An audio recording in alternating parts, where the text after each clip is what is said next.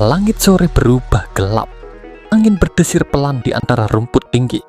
Aku harus sampai sana. Rumah itu sudah lama kosong, tertutup semak dan rumput. Tinggal sedikit lagi.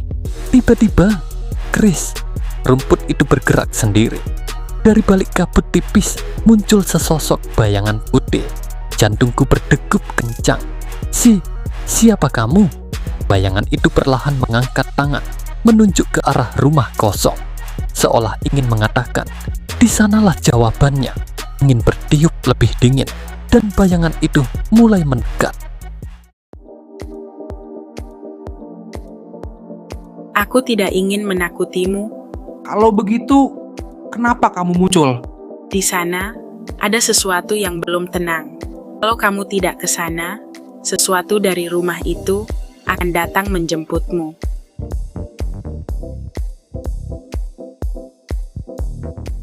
Dito melangkah pelan melewati rumput yang setinggi dada. Setiap langkah terasa berat, seperti tanah menahannya. Di depan rumah kosong itu tampak lebih besar. Dindingnya tertutup tanaman liar. Jendelanya gelap, seolah sedang menatap balik. "Kenapa aku harus ke sini?" gumam Dito. Rumah ini terkubur selama bertahun-tahun, bukan hanya oleh tanah, tapi oleh rahasia.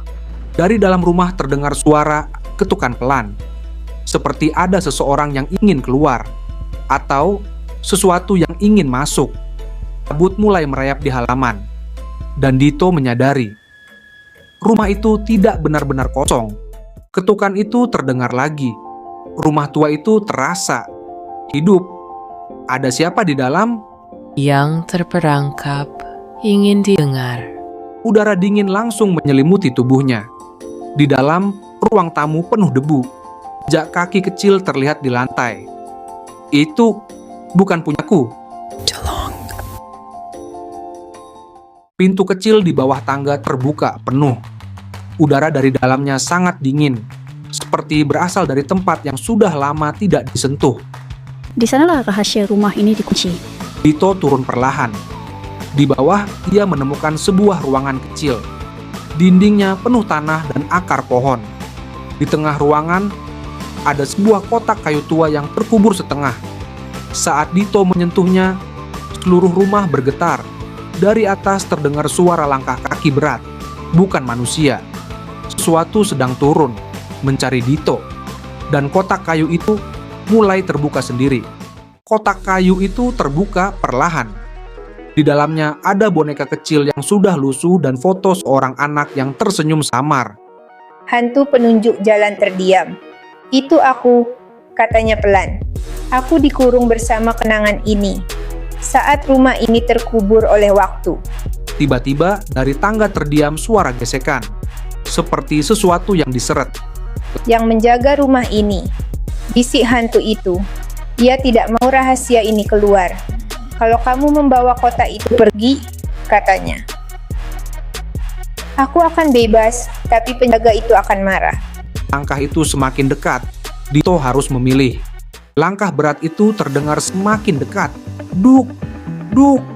Dito memegang kotak kayu itu erat-erat. Tangannya dingin, tapi hatinya berani. "Aku tidak akan meninggalkanmu." "Aku menjaga rahasia." Dito berlari menaiki tangga. Cahaya dari kotak membuat bayangan itu mundur. "Keluar." Begitu kakinya menyentuh rumput, rumah itu berhenti bergerak.